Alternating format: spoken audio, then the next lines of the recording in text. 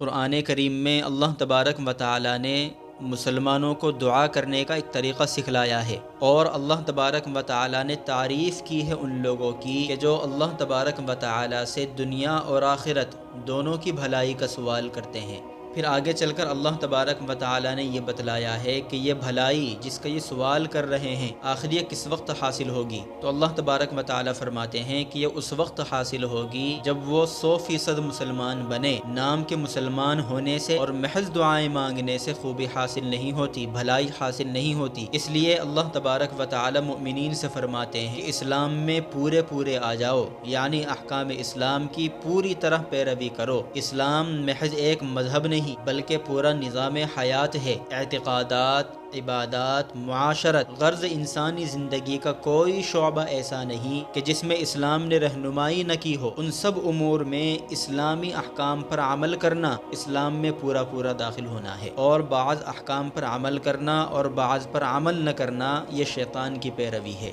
اور وہ انسان کا یعنی شیطان انسان کا کھلا دشمن ہے، خواہشات کے پیچھے لگا دیتا ہے اور احکام اسلام سے غافل کر دیتا ہے۔ چنانچہ قرآن کریم میں آیت کریمہ اس طرح ہے، یا ایھا الذین آمنوا ادخلوا فی السلم کافۃ ولا تتبعوا خطوات الشیطان انہ لکم عدو مبین، کہ اے ایمان والو اسلام میں پورے داخل ہو جاؤ اور شیطان کے نقش قدم پر مت چلو، بے شک وہ تمہارا کھلا دشمن ہے۔ ایمان اور اسلام میں فرق یہ ہے کہ ایمان تصدیق کا نام ہے، دل سے ماننے کا نام ہے، اور اسلام اعمال کا نام ہے۔ گویا کہ ایمان بیج کی حیثیت رکھتا ہے اور اسلام اس بیج سے نکلنے والا درخت ہوتا ہے۔ شریعت کے احکام صاف قرآن و حدیث میں بیان کر دیے گئے ہیں، اب بھی جو مسلمان ان پر عمل نہیں کرتے وہ خوب سمجھ لیں کہ اللہ تبارک و تعالی زبردست ہیں، کوئی بھی سزا دے سکتے ہیں، مگر بڑے حکمت والے بھی ہیں، مصلحت کے موافق سزا دیتے ہیں۔ مسلمانوں سے وعدہ ہے کہ انتم الاعلون ان کنتم مؤمنین، کہ تم ہی غالب رہو گے اگر تم مومن ہوئے، مگر آج صورتحال بدل گئی ہے، رسوائی ان کا مقدر بن گئی ہے، یہ ان کی بے عملی کی سزا ہے۔ آج مسلمان ذلت کا رونا تو روتا ہے مگر ملت کی بے عملی پر نظر نہیں ڈالتا۔ بنی اسرائیل کو اللہ تبارک و تعالی نے بے شمار نعمتوں سے نوازا،